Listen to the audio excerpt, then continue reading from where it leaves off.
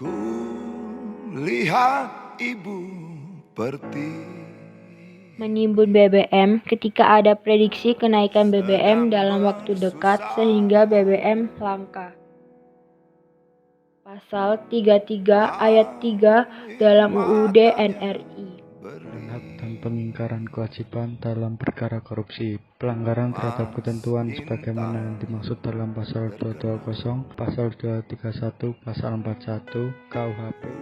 Para pelajar yang melakukan konvoi kelulusan di jalan raya yang melanggar pasal 27 ayat 1 UUD NRI.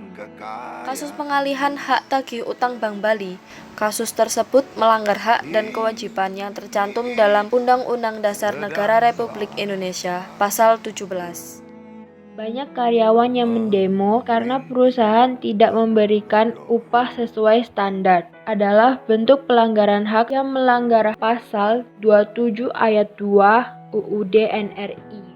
Para karyawan yang sedang melakukan demo karena pengusahanya yang tidak memberi upah sesuai standar. Hal tersebut melanggar hak dan kewajiban yang tercantum dalam pasal 27 ayat 2 Undang-Undang Dasar Negara Republik Indonesia tahun 1945.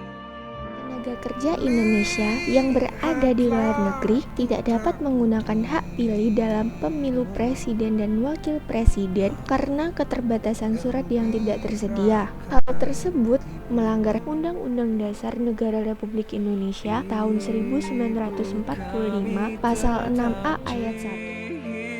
Pelanggaran berikutnya adalah tindak pidana politik uang, diatur dalam pasal 523 ayat 1 sampai dengan ayat 3 Undang-Undang Nomor 7 Tahun 2017 tentang Pemilu. Dan selanjutnya adalah tentang suap polisi, hakim, penasehat, ataupun aparat tentara dan polisi yang menerima suap tersebut diancam pidana oleh pasal 420 KUHP.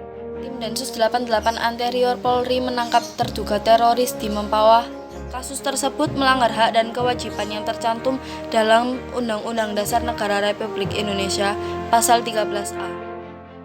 Orang tua yang mempekerjakan anak di bawah umur yang seharusnya anak tersebut harus belajar dan mendapatkan pendidikan. Hal tersebut melanggar hak dan kewajiban yang tercantum dalam Undang-Undang Dasar Negara Republik Indonesia tahun 1945 pasal 31 ayat 1. Kasus pelanggaran hak anak di bidang pendidikan masih didominasi perundungan berupa kekerasan fisik, psikis, dan seksual. Kasus tersebut melanggar hak dan kewajiban yang tercantum dalam Undang-Undang Dasar Negara Republik Indonesia Pasal 54 ayat 35 tahun 2014. Mendirikan pabrik pun ilegal.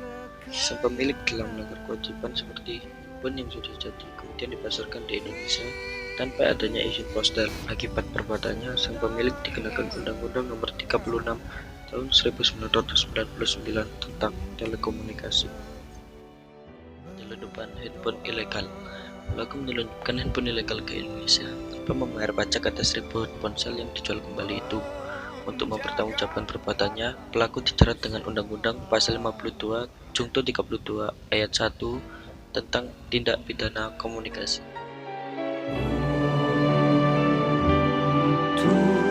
Nusa dan bangsa.